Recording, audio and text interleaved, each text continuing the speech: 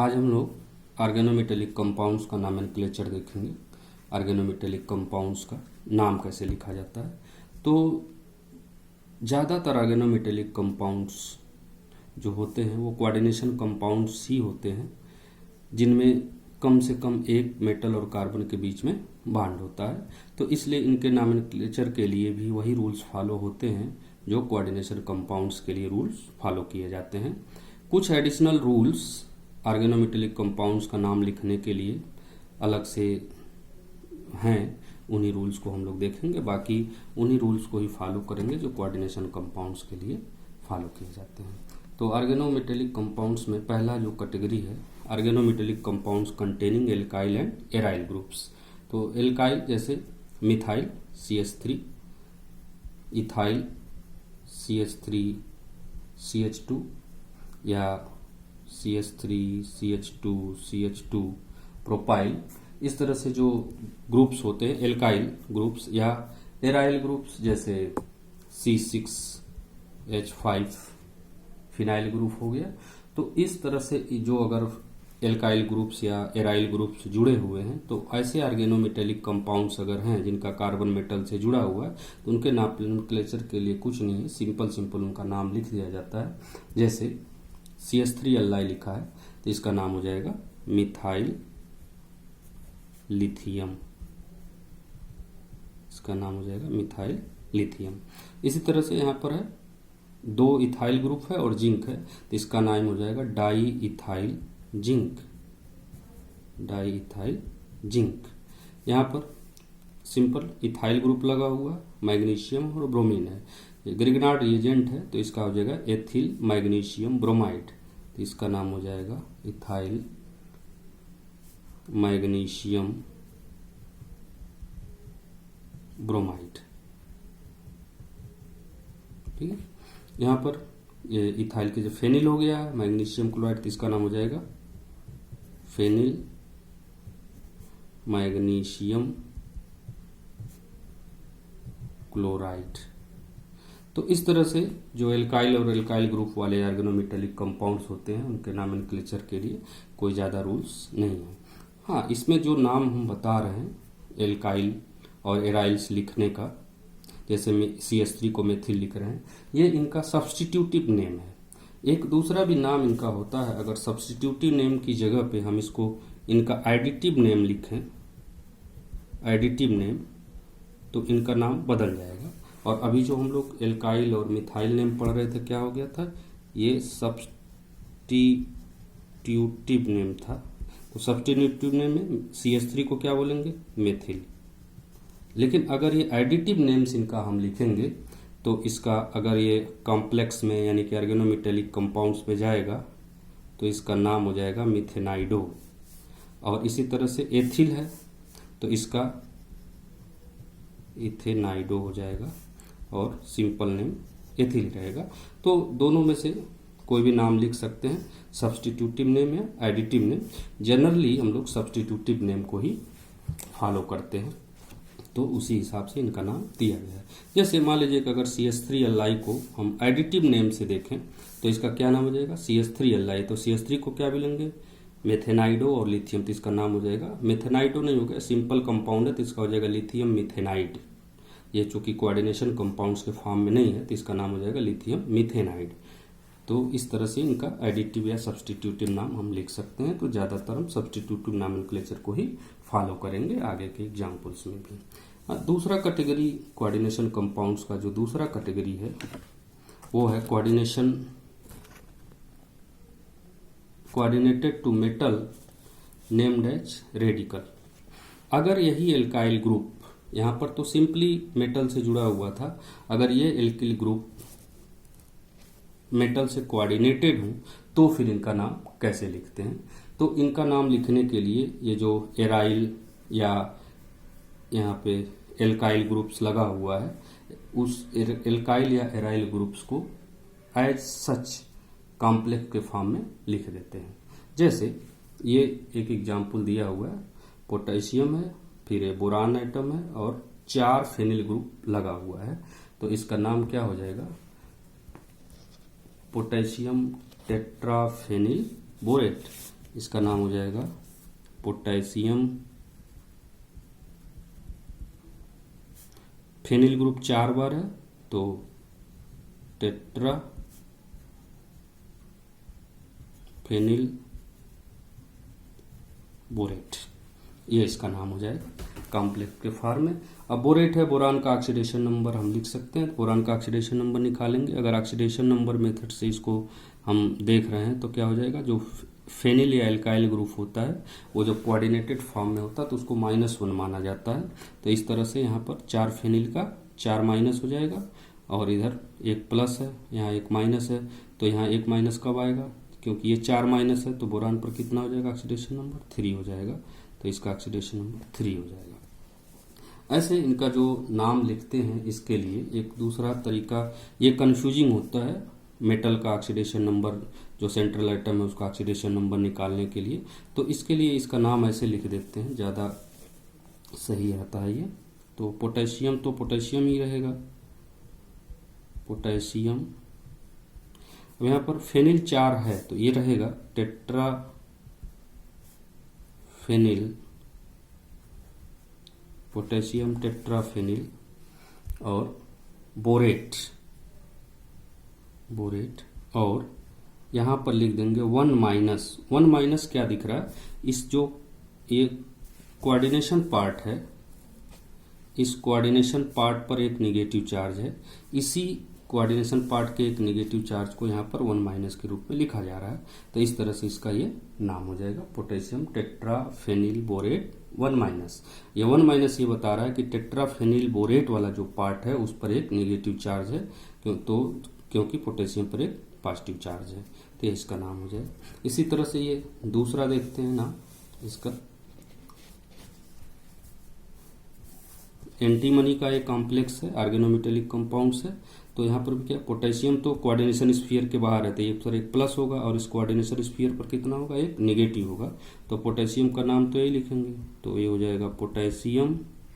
अब यहाँ पर 2 तरह के लिगैंड हैं, एक Cl माइनस है और एक फेनिल ग्रुप है, तो इसमें कोई लिगैंड चाहे नेगेटिवली चार्ज हो, चाहे न्यूट्रल हो, चाहे पॉजिटिवली चार्ज हो, तो उनका नाम जब लिखते हैं तो अल्फ़ाबेटिकल आर्डर में लिखते हैं। कोऑर्डिनेशन कंपाउंड्स में भी यही रूल है, और उनके नाम का अल्फ़ाबेटिकल आर्डर लेते हैं, फार्मूले का नहीं।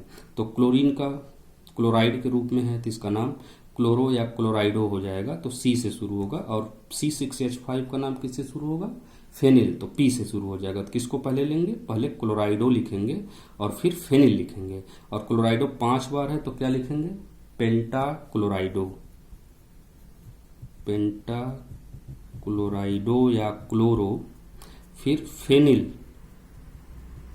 फेनिल, इनके बीच में कोई गैप नहीं रखा। पोटेशियम और यहाँ के एक जो सिंपल कैटायन है और एक कॉम्प्लेक्स एनायन है ये पार्ट, तो कैटायन और एनायन के बीच में तो स्पेस रहेगा, लेकिन उसके बाद जो कोऑर्डिनेशन स्फीयर के अंदर का पार्ट है उसके नाम को लिखते समय कहीं कोई स्पेसिंग नहीं देंगे। तो फेनिल हो गया, और फिर क्या है, एंटीमनी है। तो चूंकि कॉम्प्लेक्स पार्ट पर नेगेटिव चार्ज है तो मेटल का नाम जो है, एटम का नाम किस में अंत होता है, 8 में आता है, तो इसका नाम क्या हो जाएगा, एंटीमोनेट हो जाएगा, एंटीमोनेट। और इसका इस कॉम्प्लेक्स पार्ट पर कितना चार्ज है, 1 माइनस है, तो ये हो जाएगा, इसका नाम हो जाएगा।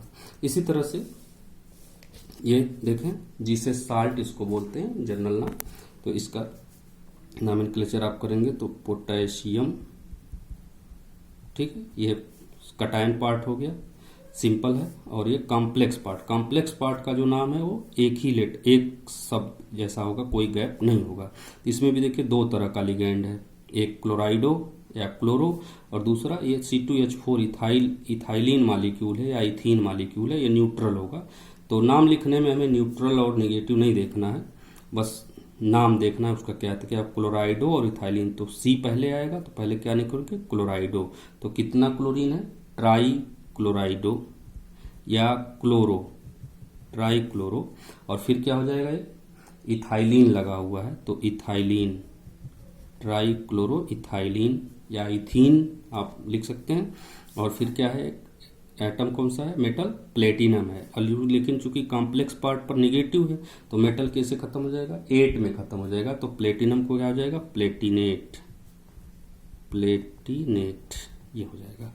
और इस कॉम्प्लेक्स पार्ट पर चार्ज कितना है, 1-, तो ये इसका नाम हो जाएगा पोटेशियम ट्राईक्लोराइडो इथाइलिन प्लेटिनेट एंड 1-। इस तरह से ये दूसरा देखें, एक ये भी प्लेटिनम का ऑर्गेनोमेटेलिक कंपाउंड्स है। तो इसके नॉमेनक्लेचर का देखते हैं। इसमें देखिए कोई सिंपल कैटायन नहीं है, जो भी है केवल टोटल का टोटल क्या है, कोऑर्डिनेशन पार्ट ही है। तो एक वर्ड का इसका नाम हो जाएगा। तो इसमें कितने तरह के लिगेंड है, एक देखिए क्लोराइडो है या क्लोरो, सी से शुरू हुआ, अमोनिया है, एमीन, एमीन यानी ए से शुरू हो जाएगा, और C2H4 इथाइलिन। तो पहले कौन लिखा जाएगा, पहले अमोनिया लिखा जाएगा, फिर क्लोरीन का नाम लिखा जाएगा और फिर इथाइलिन का नाम लिखा जाएगा। अब क्लोरीन क्या है, इसमें लिगैंड का नाम पहले लिखते हैं, मेटल का नाम बाद में। तो क्लोरीन कितना है, डाई-क्लोरो, ये हो जाएगा डाई-क्लोरो। और एमीन अकेला है, लेकिन एमीन पहले लिखा जाएगा, तो एमीन को पहले लिखेंगे। तो एमीन के नाम में MIN होगा, ठीक है, MI, एक M लिख देते हैं बहुत लोग। तो एमीन, फिर क्लोरीन का हो एमीन डाई-क्लोरो, डाई-क्लोरो, फिर क्या हो जाएगा, इथाइलिन, डाई-क्लोरो इथाइलिन। और कॉम्प्लेक्स पार्ट पे 0 चार्ज है, कोई चार्ज नहीं है। और अगर चार्ज नहीं है या पॉजिटिव चार्ज है तो जो सेंट्रल एटम है उसके नाम में कोई चेंज नहीं करते हैं, जैसा है वैसे ही रख देते हैं। तो इसका नाम क्या हो जाएगा, प्लेटिनम, प्लेटिनम, ठीक है। और इस कॉम्प्लेक्स पार्ट पर कोई चार्ज नहीं है, 0 चार्ज है, तो यहाँ पर 0 लिखने की कोई आवश्यकता नहीं है। तो ये इसका IUPAC नाम हो जाएगा। इसी तरह से ये देखें,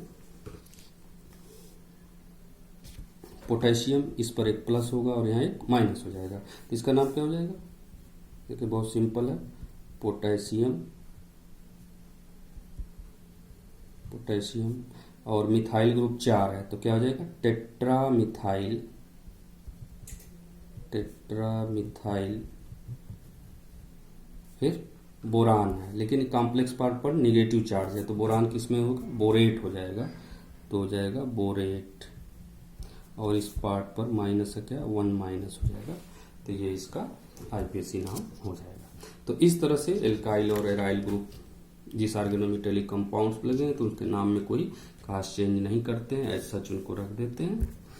तीसरी जो कैटेगरी है, sigma and pi bonded ligands, ऐसे कंपाउंड्स जिनमें सिग्मा एंड पाई बॉन्डेड हो, तो उनका नाम हम कैसे लिखते हैं उसके लिए देखते हैं क्या करते हैं। तो sigma and pi bonded complexes का नॉमेनक्लेचर के लिए, इसमें सिग्मा और पाई का क्या मतलब हुआ, अगर मेटल किसी लिगैंड के किसी एक कार्बन से जुड़ा हुआ है, लिगैंड का कोई एक कार्बन एटम से जुड़ा हुआ है, तो ये कैसा हो जाएगा, सिग्मा बॉन्डेड हो जाएगा, ये हो जाएगा सिग्मा बॉन्डेड। लेकिन अगर मेटल लिगैंड के किसी एक ही लिगैंड के किसी 2 कार्बन से जुड़ा होगा, तो ये कैसा हो जाएगा, पाई बॉन्डेड हो जाएगा। ये पाई बॉन्डेड की कैटेगरी में 2 या 2 से ज्यादा कार्बन से, एक ही लिगैंड के 2 या 2 से ज्यादा एटम से जुड़ा होगा तो पाई बॉन्डेड की कैटेगरी में आ जाएगा। तो एग्जाम्पल के तौर पर जैसे मान लीजिए साइक्लोपेंटाडाइनाइल है, रेड, ये होता है ऐसे साइक्लोपेंटाडाइनाइल। इसका अगर एक कार्बन मान लीजिए लिथियम एटम से जुड़ा हुआ है, तो ये कैसा हो जाएगा, ये सिग्मा C5H5 हो जाएगा, या इसको बोलते हैं eta1C5H5, eta1C5H5। लेकिन अगर यही लिथियम, यही साइक्लोपेंटाडाइनाइल किसी मेटल से इस तरह से जुड़ा हुआ है, तो ये कैसा हो जाएगा, ये पाई बॉन्डेड हो जाएगा। इसका साइक्लोपेंटाडाइनाइल का सभी 5 कार्बन एटम मेटल से जुड़ा हुआ है, तो ये पाई बॉन्डेड हो जाएगा। तो इसको क्या बोलते हैं, पाई C5H5 या eta5 C5H5, इस तरह से इसको करते हैं। तो इसके नॉमेनक्लेचर में भी इसी तरह से चेंज कर देते हैं। तो कुछ एग्जाम्पल्स लेते हैं, उसको हम लोग देखते हैं क्या होता है। ऐसे ही ये देखिए पहला एग्जाम्पल लेते हैं, इसका नाम कैसे लिखते हैं। MnCO5 CH2 CH double bond CH2, ये एलाइल है, लेकिन इसका एक कार्बन केवल मैग्नीज से जुड़ा हुआ है। एक कार्बन जुड़ा तो इसको हम ईटा 1 भी कह सकते हैं, इस तरह से भी, या ईटा 1C3H5 कह सकते हैं। तो क्या है, दो लिगैंड है इसमें, कार्बोनिल है और एलाइल है। लेकिन एलाइल कैसा है, ईटा 1 एलाइल है। पाई और सिग्मा जो हम अभी बता रहे थे कि पाई बॉन्डेड और सिग्मा, वो आईपीएसी नॉमेनक्लेचर में नहीं लिखा जाएगा, उसको ईटा 1 से ही लिखा जाएगा, या ईटा के साथ सुपरस्क्रिप्ट के साथ लिखा जाएगा। तो इसका नाम क्या हो जाएगा, इसमें दो लिगैंड है, एक कार्बोनिल है और एक एलाइल है। तो किसको पहले लिखेंगे, एलाइल को लिखेंगे हम पहले। तो क्या हो जाएगा, ईटा 1 एलाइल, ठीक है, इसको ऐसे ब्रैकेट में कर देते हैं जरूरत पड़ी तो। ईटा 1 एलाइल, और कितने कार्बोनिल है, 5, तो कितना हो जाएगा, पेंटा कार्बोनिल, ईटा 1 एलाइल पेंटा कार्बोनिल। और फिर क्या आ गया, मैग्नीज। अब इस पूरे पार्ट पर कोई चार्ज नहीं है, तो मैग्नीज के नाम में कोई चेंज नहीं होगा, मैग्नीज लिख देंगे, MANNESC, ये मैग्नीज। तो ये इस कॉम्प्लेक्स का या इस ऑर्गेनोमेटेलिक कंपाउंड का एफएससी नाम हो जाएगा। इसी तरह से इस दूसरे को देखते हैं, इसका नाम क्या हो जाएगा। तो यहाँ पर देखिए, ये अगर मान लेते हैं ऐसे है इसका, तो इस पर देखिए कोई चार्ज नहीं है, इस पार्ट के ऊपर कोई चार्ज नहीं है। और लिगैंड कितने हैं, एक कार्बोनिल हो गया 2, और सिग्मा C5H5 लिखा है, यानी नाम लिखते समय इसका मतलब क्या होगा सिग्मा का, ईटा 1 C5H5 हो गया, यानी ईटा 1 साइक्लोपेंटा डाइनाइल हो गया ये।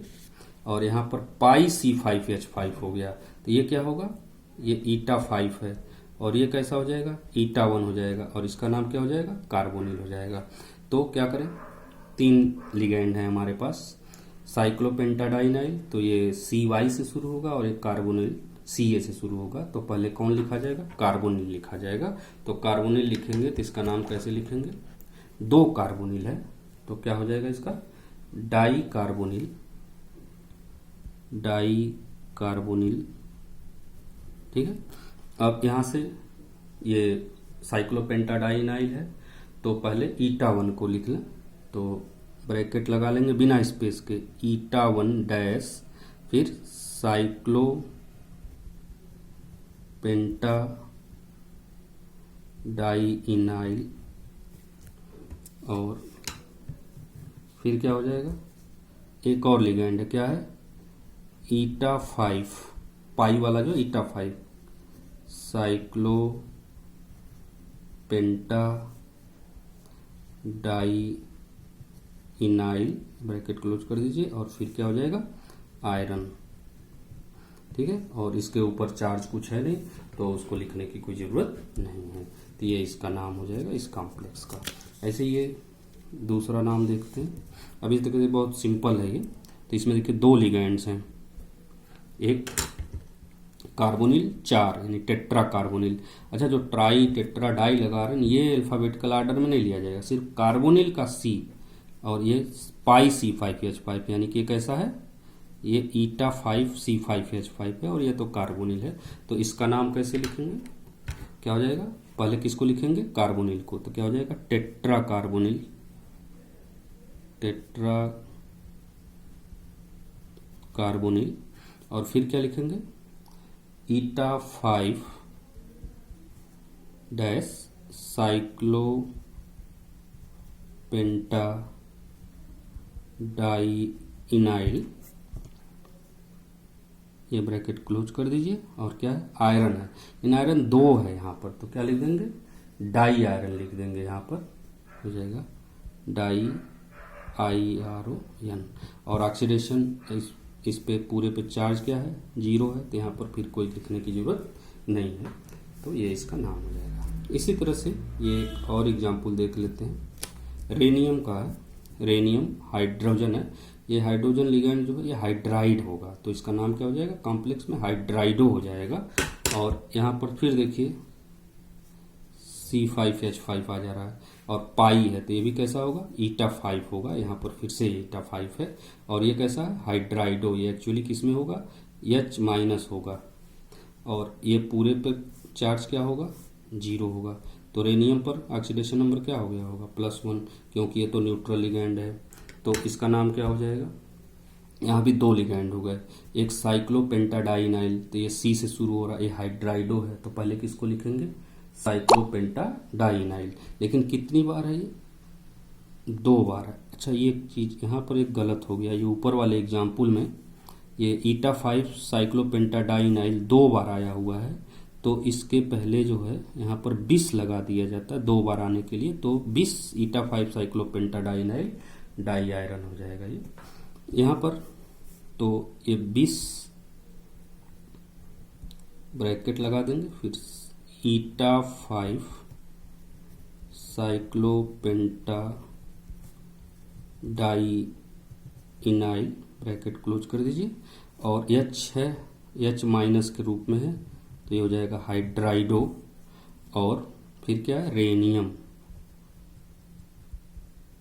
यहाँ कोई गैप नहीं होगा, लिगैंड और मेटल के नाम के बीच में कोई स्पेसिंग नहीं होगी, और क्योंकि कॉम्प्लेक्स के ऊपर 0 चार्ज है तो उसको लिखने की जरूरत नहीं है, तो ये इसका नाम हो जाएगा। इसी तरह से ये एक एग्जाम्पल देखें, क्रोमियम का और बेंजीन का कॉम्प्लेक्स है, ये तो बहुत आसान है। बेंजीन, ये जो लिगैंड है C6H6, ये बेंजीन है, 6 पाई इलेक्ट्रॉन डोनर है, 6 कार्बन एटम क्रोमियम से जुड़ा हुआ है सब हर बेंजीन रिंग का, तो 2 बार बेंजीन आया है, तो क्या हो जाएगा, 20 बेंजीन हो जाएगा ये, और ईटा 6 होगा, 20 बेंजीन ईटा 6, तो क्रोमियम तो हो जाएगा 20 ईटा 6 बेंजीन, फिर क्या हो जाएगा, क्रोमियम, ठीक है। और इसके ऊपर न्यूट्रल ही है, तो ये कोई चार्ज तो होगा नहीं, तो यहाँ 0 लिखने की कोई ज़रूरत नहीं है, तो ये इसका नाम हो जाएगा। इसी तरह से एक ये एग्जाम्पल्स देखते हैं, थोड़ा टिपिकल है ये साइक्लोऑक्टाटेट्राइन लिगैंड है। इसमें क्या है कि 4 डबल बॉन्ड जो हैं उसमें से केवल 3 पाई बॉन्ड क्रोमियम से जुड़ा हुआ है, और 3 कार्बोनिल इधर है, तो इस 4 पाई बॉन्ड में से यानी कुल 6 कार्बन एटम में से 1 2 3 4 5 6 7 और 8, तो 7 8 के बीच में जो डबल बॉन्ड है ये मेटल से कोऑर्डिनेट नहीं है, 7वां 8वां वाला कार्बन मेटल से जुड़ा नहीं है, केवल 1 से लेके 6 तक का कार्बन मेटल से क्रोमियम से जुड़ा हुआ है। तो इसमें कैसा लिगैंड होगा, ये ईटा 6 टाइप का लिगैंड होगा। तो कौन कौन सा कार्बन क्रोमियम से जुड़ा है उस कार्बन को हम इंगित कर देंगे नाम लिखते समय। तो क्या, एक तो 3 कार्बोनिल लिगैंड हो गया, ट्राई कार्बोनिल हो जाएगा, और ये क्या है, साइक्लोऑक्टाटेट्राइन, तो ये पहले कौन लिखा जाएगा, पहले कार्बोनिल लिखा जाएगा, तो क्या नाम हो जाएगा इसका, ट्राई कार्बोनिल। फिर इस वाले लिगैंड का नाम होगा, ये क्या है, साइक्लोऑक्टाटेट्राइन, लेकिन कितना है, 1 to 6 कार्बन जुड़ा हुआ है, 1 to 6 ईटा, ये ऑटोमेटिकली ईटा 6 हो गया, फिर यहाँ पर 1 to 6 ईटा 6 लिखने की जरूरत नहीं, 1 to 6 ईटा से ही हो जाएगा, और फिर यहाँ डैश लगा देंगे, और फिर लिख देंगे साइक्लोऑक्टाटेट्राइन, और फिर क्या बच गया, क्रोमियम बच गया, क्रोम, ठीक है। तो ये इसका यहाँ ब्रैकेट लगा देंगे, ये इस कॉम्प्लेक्स का नाम हो जाएगा, या ऑर्गेनोमेटेलिक कंपाउंड का नाम हो जाएगा। तो इस तरह से ये 3 कैटेगरी हो गई ऑर्गेनोमेटेलिक कंपाउंड्स के नाम की। तो आगे देखते हैं नॉमेनक्लेचर ऑफ मेटैलिक कार्बोनिल्स। तो मेटैलिक कार्बोनिल्स के नॉमेनक्लेचर में कुछ नहीं है, बहुत सिंपली इसका नाम लिख लिया जाता है। डिपेंड करता है कि जो कार्बोनिल ग्रुप दिया गया है वो किस हिसाब से दिया गया है, कोई टर्मिनल कार्बोनिल है या ब्रिजिंग कार्बोनिल है, उसके हिसाब से। तो पहले अगर फार्मूले में ऐसे ही दिया हो, क्लियर ना हो कि कोई इसमें ब्रिजिंग कार्बोनिल है या नहीं है, तो हम ऐसे ही बिना क्लियर किए नाम भी लिख देते हैं। जैसे यहाँ पर NiCO4 है, तो इसका क्या नाम हो जाएगा, 4 कार्बोनिल है इसमें, तो क्या हो जाएगा, टेट्रा कार्बोनिल।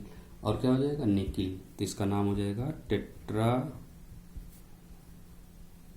Carbonyl nickel. ठीक है, तो ऑक्सीडेशन नंबर तो निकिल का भी 0 है, इसके ऊपर चार्ज भी 0 है, तो 0 लिखने की कोई जरूरत नहीं है। ऐसे ये है 2 कोबाल्ट एटम है और 8 कार्बोनिल है, तो क्या हो जाएगा, octa carbonyl di cobalt, simple नाम हो जाएगा इसका,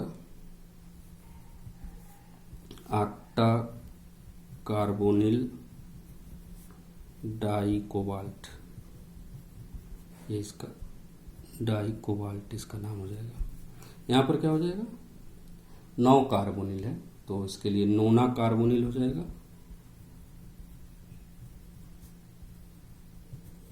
और डाई आयरन, यहाँ भी ऑक्सीडेशन नंबर लिखने की जरूरत नहीं है। इसी तरह से यहाँ पर 2 मैग्नीज और 10 कार्बोनिल है, तो 10 कार्बोनिल के लिए क्या लिख देते हैं, डेका, तो ये हो जाएगा डेका कार्बोनिल, और डाई मैग्नीज, ये हो जाएगा इसका। इसी तरह से यहाँ पर क्या हो जाएगा, CO4 CO12 का, तो 12 कार्बोनिल है, 12 क्या बोले, 2 डेका, तो 2 डेका कार्बोनिल,